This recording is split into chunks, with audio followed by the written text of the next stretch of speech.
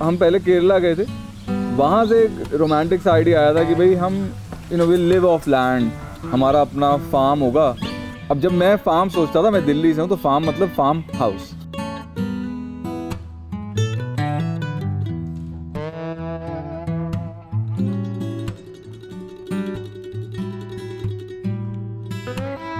Over arching issue था कि we want a place जहाँ पे जानवर ना सिर्फ हील हों पर उनकी सुनवाई भी हो सके। ये एक विजन था। और मेथडोलॉजी क्या होगी, लोगों को इन्वॉल्व करेंगे, इंस्पायर करेंगे। और हमारे पास एक पेपर नैपकिन सॉर्ट ऑफ नहीं, एक्चुअली मेडिसिन का एक रैपर था, उसकी साइड उस पर प्लान था कि बड़े ही ऐसे ना डोम टाइप हाउसेज होंगे। ये वो भाई जो डॉक्यूमेंट्रियों में आपने देखा रहता है कि हॉबिट होम, ऊपर बेले वेले चढ़ी हुई, ऐसा रहेगा। यहाँ आए तो जो यहाँ का आर्किटेक्चर है वो बेहतर सूटेड है यहाँ के एनवायरनमेंट की। जैसे आप बना लें हाफ अंडरग्राउंड हाउस, बारिशों में आप अंदर डूब जाओगे।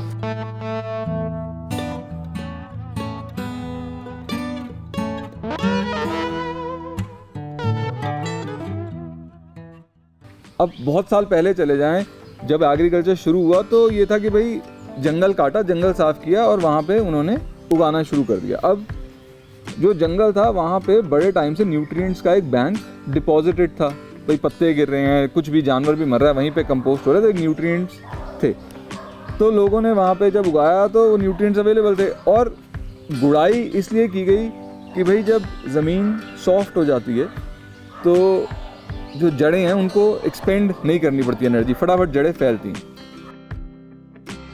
जब लोगों ने परमानेंट खेत बना लिया, एग्रीकल्चर और डेवलप हो गया, तब भी इतनी प्रॉब्लम नहीं थी। आपको बता रहा था कि भाई भारत की जैसे तब अधिकांश जनता जैसे कृषि में थी, तो घर में गाय बैल रखा हुआ है ये वो, तो गोबर खाद ली और वो डाल दी, तो एक्सटर्नल न्यूट्रिएंट्स आ गए और तब भी साइकिल आपका चला हुआ था। नाउ प्रॉब्लम तब आई जब आपकी जो कृषि करने वाली जनता है वो हो गई बहुत कम और खाने वाली जनता बढ़ गई। बिकॉज गोबर यूज़ करना लॉजिस्टिकली चैलेंजिंग है, गोबर भारी होता है। तब आपको चाहिए रासायनिक खाद, भाई यूरिया वगैरह जो आप ऐसे फेंक के डाल सके। तो सारी जो समस्या है टिलिंग से शुरू हुई है, तो इसलिए हम नो टिल करना चाहते थे। दूसरा, अगर आप नेचर में देखें तो नेचर डजंट डिग होल्स, है ना। जैसे कोई भी बीज है गिरता है ज़मीन की सतह के ऊपर गिरता है और फिर वहीं से वो जम जाता है। पर मैं ये भी जानता हूँ भाई नेचर का किसी को 4 लोगों का पेट नहीं भरना। स्पेसिफिकली किसान जब उगाता है उसको एक है कि भाई मेरे को अपने परिवार का पेट भरना है, तो देयर इज़ दैट डिफरेंस। तो इसीलिए जो हम करते हैं उसको हम कहेंगे नो टिल या लो टिल कहेंगे। हम जो सब कुछ उगा रहे हैं ना, ये हम एक रेज्ड बेड्स में उगा रहे हैं। मतलब कहने को रेज्ड बेड्स हैं, है क्या, मतलब ज़मीन का तो यही लेवल था, हमने बीच में से बस नालियाँ खोद दी। पहले हमने स्क्वायर बनाए थे जैसे लोग यहाँ उगाते थे, पर क्या था कि स्क्वायर में मतलब आपको बीच में घुस के सब कुछ करना पड़ता था, चाहे वीडिंग करनी है, चाहे खाद डालनी है, पानी देना है, तो उसमें ज़मीन जो है बहुत कंप्रेस हो जाती है। ज़मीन क्या है आपका, इट्स अ स्ट्रक्चर, उसमें सॉलिड, लिक्विड, गैस, 3 चीज़ें हैं। जब आप उस पर पैर रख देते हैं वो रेत बन जाती है, तो दैट इज़ नॉट गुड। और ज़मीन जब कंप्रेस होती है तो फिर उसको आपको बारी बारी गुड़ाई करनी पड़ती है। हम गुड़ाई के विरुद्ध हैं। तो नो टिल का फंडा ये है कि भाई जितना वीड्स वगैरह होता है, जो कुछ बड़े ढीठ बेशरम वीड्स होते हैं वो हम उखाड़ देते हैं, बाकियों को हम काट देते हैं। हम चाहते हैं कि जो जड़ें हैं अंदर ही सड़ें। इनफैक्ट जो पिछले सीजन का भी क्रॉप है, जैसा भी ये मटर जब हटेगा तो हम इसको उखाड़ेंगे नहीं, हम चाहेंगे कि इसकी जो जड़ें हैं अंदर ही सड़ जाएं, because it provides food for fungus. जब वो डीकम्पोज होंगी it will also aerate the soil. जो सूरज की किरणें होती हैं उनमें अल्ट्रावायलेट रेज होती हैं, तो वो अल्ट्रावायलेट रेज जो हैं माइक्रो ऑर्गेनिजम्स को ख़त्म कर देती हैं। तो वो जो रेज हैं वो ज़मीन तक नहीं पहुंचती, तो हमारी ज़मीन में अच्छे माइक्रो ऑर्गेनिज्म भी ज़िंदा रहेंगे। दूसरा, अब आप ये देखिए मैंने मल्च उठाई है, ये नीचे से गीली है ना, तो इसकी ऊपर से सूखी है ना, नीचे से गीली है, तो ये बेड में नमी बरकरार रखती है, तो हमारे को वाटरिंग कम करनी पड़ती है। फिर ये कि मान लो कि ऊपर से कोई धप करके चिड़िया ने बीट करी और उसके अंदर कोई बीज है, तो ये ऊपर गिरा, तो ये बीज जो है ऊपर ही रह जाएगा, तो ये ज़मीन में जड़ नहीं पकड़ेगा, तो आपको वीड्स जो हैं कम निकालने पड़ेंगे। एंड फाइनली ना सिर्फ कीड़ों को खाना दे रहा है बल्कि आपके लिए टॉप सॉइल भी बना रहा है। तो ये मल्चिंग का फ़ायदा है।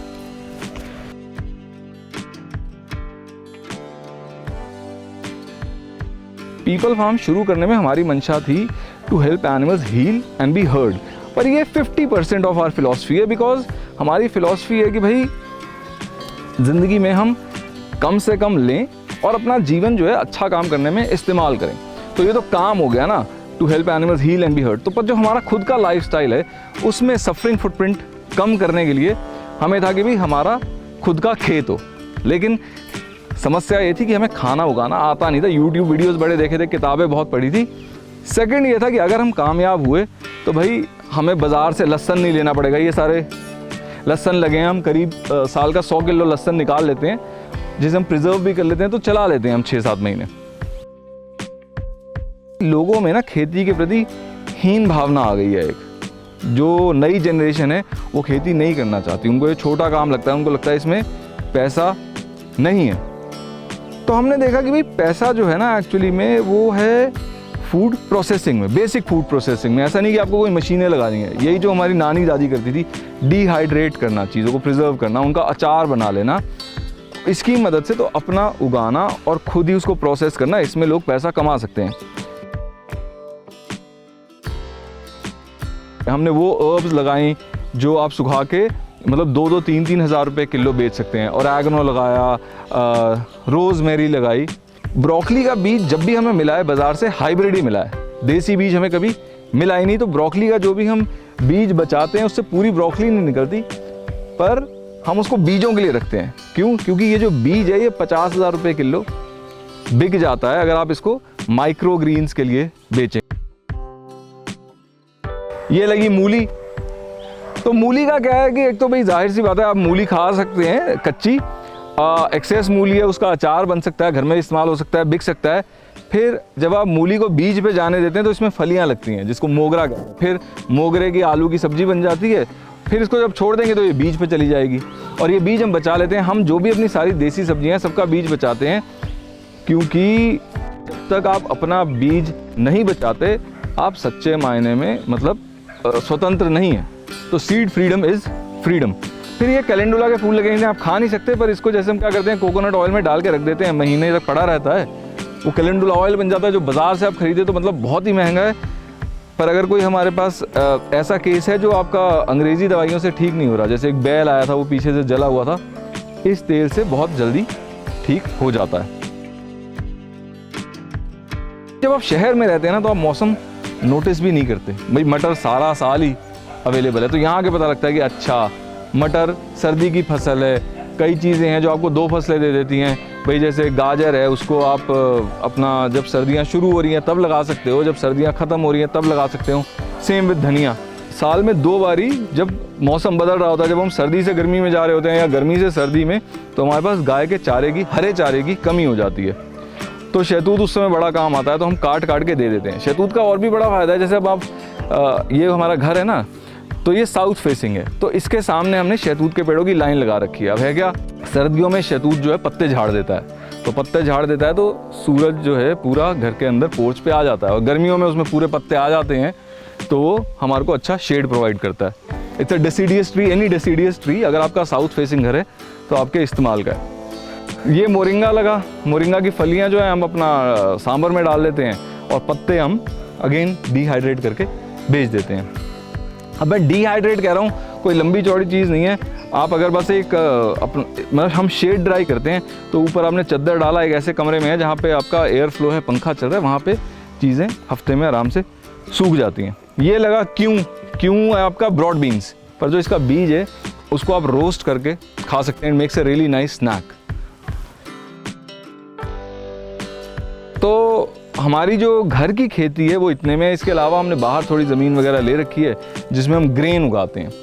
फिर उसके अलावा वाइल्ड चीज़ें बहुत उगी हुई हैं। देखिए अब जैसे ये जो है आपका स्टिंगिंग नेटल है। स्टिंगिंग नेटल आपका वीड है, तो इसके पत्ते भी अगर आप अमेज़ॉन पे ख़रीदने जाओ तो सोने के भाव बिकते हैं, और इसकी हम चाय बनाते हैं। पहले क्या होता था कि जैसे प्रेगनेंसी के दौरान औरतों को इसकी चाय पिलाई जाती थी, इसमें आयरन बहुत रहता है। इसका एक्चुअली फर्टिलाइज़र भी बड़ा अच्छा बनता है अगर आपको अपने खेत के लिए फर्टिलाइज़र बनाना है, और खुद ही उग जाता है। बस ये है कि आपको काटने में ध्यान रखना पड़ता है, क्योंकि अगर आपको टच हो गया तो ये खुजली करता है। पेरेनियल्स पे हमारा फोकस है। पेरेनियल्स में जैसे मैंने कहा, एक तो पेड़ हमने बहुत लगा रखे हैं, करीब 300 साढ़े 300 पेड़ इस एरिया में लगे हैं। फिर घास, ये जैसे ये पेरेनियल घास है, ये इसका नाम है, ये हाथी घास है, इसको कहेंगे इंग्लिश में क्या, नेपियर ग्रास। तो अगेन ऐसी चीज़ें रहेंगी तो हम हमारे लिए जानवरों के लिए आसानी हो जाती है। मतलब 12 तो हमने गाय बैल अडॉप्ट कर रखे हैं। दूसरी बात ये है कि अब पानी की धीरे धीरे हो रही है कमी, तो पेरेनियल्स जो हैं वो आपने एक बार लगा दिए छोड़ दिया, ठीक है, तो उनकी जो जड़ें हैं वो नीचे जाती रहती हैं। तो in a drought perennials fare much better. जो आपकी सीजनल चीज़ें उनके पास तो टाइम ही नहीं है ना उनका जड़ें फैलाने का, वो तो शैलो रूट सिस्टम रहता है। एक और पेरेनियल जो है यहाँ पे वो है बैम्बू, जो आपके पीछे सारा बैम्बू है। तो ये हमारा फायरवुड के लिए अच्छा काम आ जाता है। तो पहले हम फेंस के लिए इसको इस्तेमाल करते हैं, कंस्ट्रक्शन के लिए इस्तेमाल करते हैं और फ्यूल के लिए भी इस्तेमाल करते हैं। अगेन बैम्बू के पत्ते भी हम गाय को दे पाते हैं। तो जब मैं खाने की बात करता हूँ तो खाने के लिए सिर्फ हम अपने खाने का नहीं सोच रहे, we have to think about feeding. भाई जो जानवर हम पे निर्भर हैं, हम उनके गोबर पे भी निर्भर हैं, and you have to feed the soil. तो we do a lot of chop and drop. जैसे मोरिंगा है, हमारा आगे फूड फॉरेस्ट एरिया है, तो उस फूड फॉरेस्ट एरिया में कुछ पेड़ ऐसे हैं भी जिनको हम काट काट के वहीं पे ज़मीन पे सड़ने के लिए छोड़ते रहते हैं। कुछ हम ये जैसे ये है रसभरियाँ हैं, ये भी आपकी पेरेनियल ही हैं। तो ये हमने एक बार लगा दी और ये हर सर्दी आपको फ्रूट देती हैं। ये यू वांट टू ट्राई? जो भी फार्म से प्रोड्यूस आती है वो या तो किचन में इस्तेमाल होती है या हम प्रोडक्ट्स में उसे ख़रीद लेते हैं। तो हमारी जैसे शुरुआत में जब प्रोडक्ट्स अभी हमने स्टार्ट किया ही था ताकि हम जो यहाँ पे काम हो रहा है उसके बारे में और लोगों तक वो मैसेज पहुँचा सकें, तब हमारे यहाँ पे बहुत सारी अर्ब्स ग्रो कर रही थी जो हम सब ऑर्गेनिकली ग्रो करते हैं। तो शुरुआत में मिंट था, लेमन ग्रास था, बेसल था, तो इन चीज़ों को हम यूज़ कर लेते हैं अपने प्रोडक्ट्स में। फिर धीरे धीरे हमने अब और भी ऑरेगनो, रोज़मेरी, सीजनल जो भी अर्ब्स होती हैं वो हम ग्रो करके प्रोडक्ट्स का हिस्सा बना लेते हैं। ऐसा कुछ नहीं है जो आप एक वीगन इंसान ना खा पी सकता हो। तो वो सारी रेसिपीज़ मैंने उस चैनल पे, पीपल फार्म का एक चैनल है पीपल फार्म वीगन रेसिपीज़ कर जहाँ पे वो सारी रेसिपीज़ शेयर हैं। इनफैक्ट जो प्रोडक्ट्स की रेसिपीज़ हैं वो भी शेयर हैं। जब मैंने रेसिपीज़ शेयर करनी शुरू की प्रोडक्ट्स की, तो बहुत सारी लड़कियों ने इंटरेस्ट शो करना शुरू किया कि हाँ हम भी ये बनाना चाहते हैं जो आपने हमें दिखाया। और अब मेरी होप ये है कि उन रेसिपीज़ को इस्तेमाल करते हुए कई लड़कियां अपने घर छोड़ के जॉब नहीं कर पाती या अपने आप को शादी के बाद वो लोग नहीं बच्चों के साथ टाइम स्पेंड कर पाते कि हम बाहर जाके काम कर पाएँ। वो सारी लड़कियां उन रेसिपीज़ को घर पे बना के अपने आप को सेल्फ इंडिपेंडेंट बना सकती हैं और लड़कियों को भी काम दे सकती हैं। तो that is my hope in the long run. जितने भी प्रोजेक्ट्स हैं इनका जितना भी रेवेन्यू जनरेट होता है या जो भी मुनाफा होता है वो ज़्यादा इवेंचुअली एनिमल वेलफेयर के लिए ही है। जो भी एनिमल्स हम रेस्क्यू करते हैं या ट्रीटमेंट होता है वो सब जा उधर ही रहा है। तो जो हमारा करंट लाइफस्टाइल है, देखिए इसमें कोई भी आइडियल सॉल्यूशन नहीं है। इसमें सिर्फ ये है कि कौन सा सॉल्यूशन कम बुरा है।